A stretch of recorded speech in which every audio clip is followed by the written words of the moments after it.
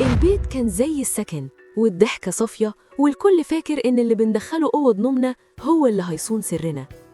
البنت اللي كانت لسه مخطوبة وفرحانة كان عندها صاحبة عمرها نهى، اللي كانت دايماً بتقول لها: يا حبيبتي إحنا واحد، وموبايلي هو موبايلك، ومفيش بينا أسرار. العروسة كانت بتسيب نهى تمسك موبايلها وتتفرج على صور الفساتين، ومأمنة لها على كلمة السر بتاعة الموبايل.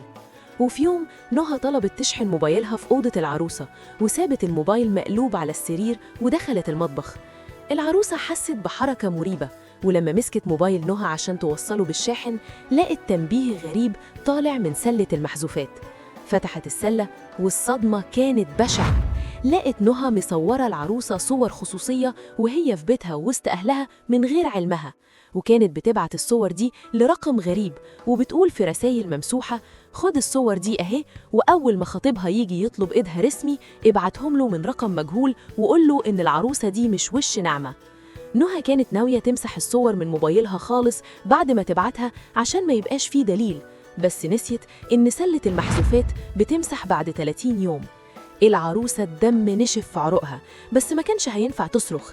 عملت حركة صايعة، أخدت الموبايل وبعتت الصور والرسائل لخطيب العروسة والأهل نهى في نفس اللحظة. أول ما نهى خرجت من المطبخ وهي بتضحك لقت أبوها وخطيب العروسة واقفين على الباب ووشوشهم ما بتتفسرش.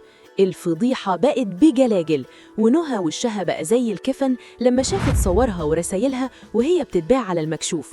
نهى اتطردت من البيت بالجرسة، وخطيب العروسة عرف إن الحية كانت قاعدة وسطهم بتمثل دور الملاك. والعروسة عرفت إن كلمة السر مش بس للموبايل، دي للقلوب اللي بتعرف تصون، والحرص واجب حتى وانتي بتشحني موبايل صاحبتك. ودي كانت حكاية من حكايات مايا اللي بتعرفنا إن اللي تفتكريها أختك وسرك ممكن تكون هي اللي بتصطادلك في المية العكرة بفلوسك وجهازك، والحق دايماً بيبان ولو بصورة ممسوحة.